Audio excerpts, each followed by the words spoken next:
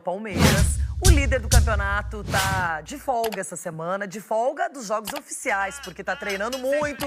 O Abel que provavelmente vai ajustar aqueles detalhes que nem sempre se tem tempo com um calendário tão cheio como o nosso.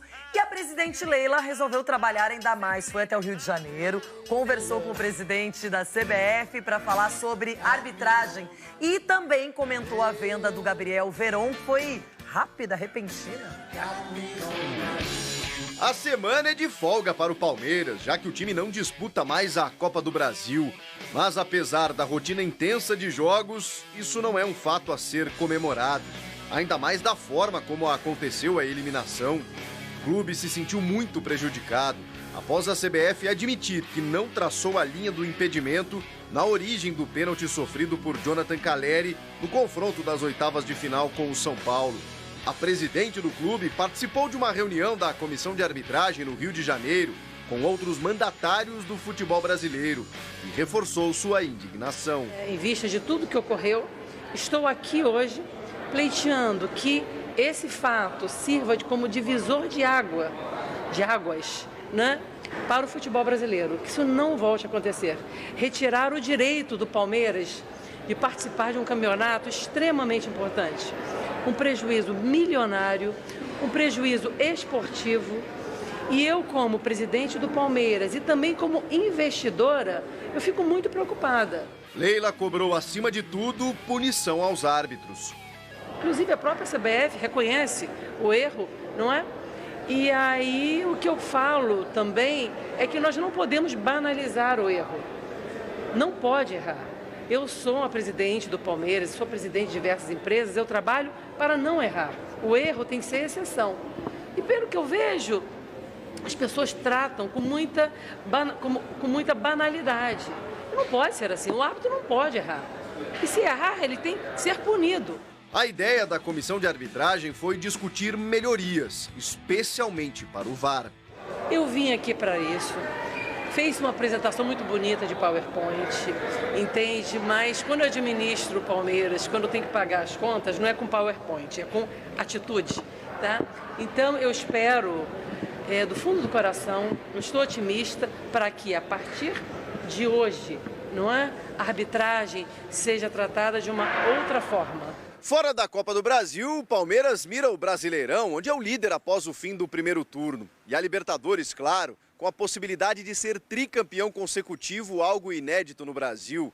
Enquanto o confronto diante do Atlético Mineiro pelas quartas de final não chega, o mercado se movimenta e o clube segue de olho em contratações pontuais. O Palmeiras está sempre aberto a oportunidades, sim. Sabe, estamos em busca de reforços para o nosso time ficar cada vez mais forte. A bola da vez é o meia-atacante brasileiro Bruno Tabata, de 25 anos, que defende o Sporting de Lisboa. Segundo a imprensa portuguesa, o Palmeiras ofereceu 3 milhões de euros para contratar o jogador, mas a proposta inicial foi recusada.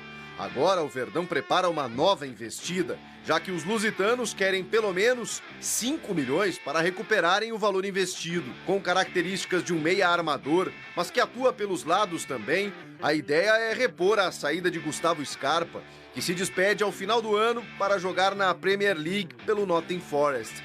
Quem já foi embora é Gabriel Veron, anunciado pelo Porto, mas com um valor que desagradou muito os palmeirenses. A joia alviverde foi vendida por 10 milhões de euros. Se ele pudesse ser vendido por mais, você pode ter certeza absoluta que ele teria sido vendido, sabe? Eu jamais prejudicaria um ativo do Palmeiras.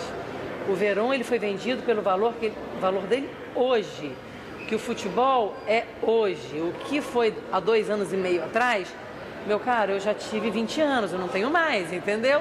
O que interessa é o hoje. Eu ganho campeonato é hoje, eu vendo é hoje. Nós fomos campeões mundiais, né? Ele foi eleito o melhor jogador. E aí isso valoriza, óbvio, entendeu?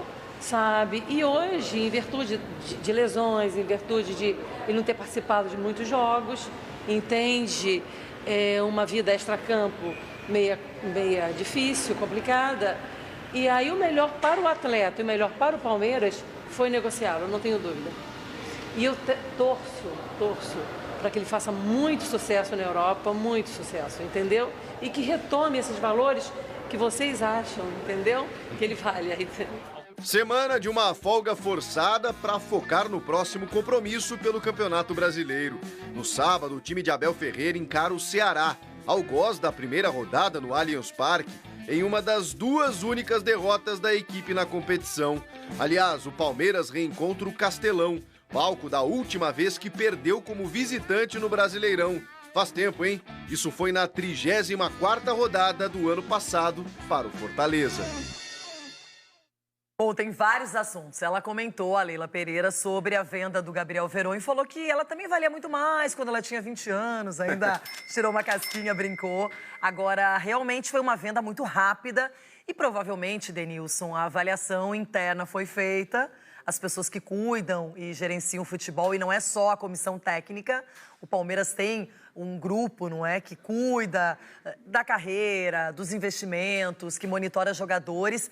E, na minha opinião, tem um Endrick chegando aí que daqui a pouquinho você vai ter que dar oportunidade. Ah, mas só 16 anos, e daí? 16 anos. Você começou a carreira com 16 anos em São Paulo. E o melhor momento para a estreia, ou de repente a adaptação no time principal, e banco de reserva no profissional, entrar nos jogos no profissional, o melhor momento é agora. O Palmeiras está com um time muito bom, um elenco muito bom, um ambiente interno também bacana.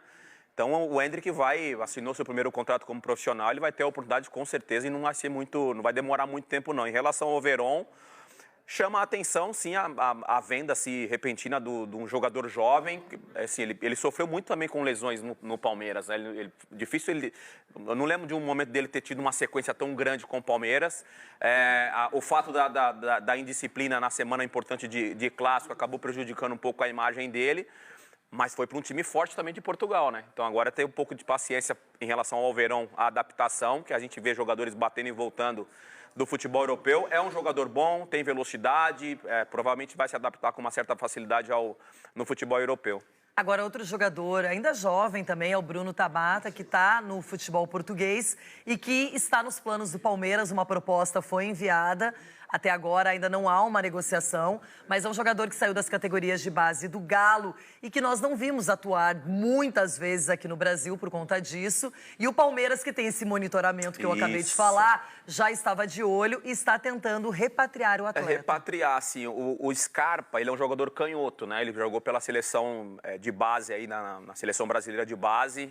De repente, a saída do Scarpa no final da temporada fez com que o Palmeiras pensasse em trazer um outro jogador com uma característica similar, canhoto, que pense um pouco mais no jogo, que tenha jogada individual, pisa na área e tudo mais. Então, de repente, a saída do Scarpa motivou o Palmeiras a fazer esse monitoramento e trazer um jogador com o mesmo perfil. Sabe quando você considera que tem razão num assunto, você faz de tudo para que as pessoas reconheçam que você está certa naquele ponto de vista. Este foi o gesto da Leila ao ter uma reunião com o presidente da CBF e mostrar os erros que, na opinião dela, foram cometidos contra o Palmeiras e receber um pedido de desculpas do presidente da entidade máxima do futebol brasileiro.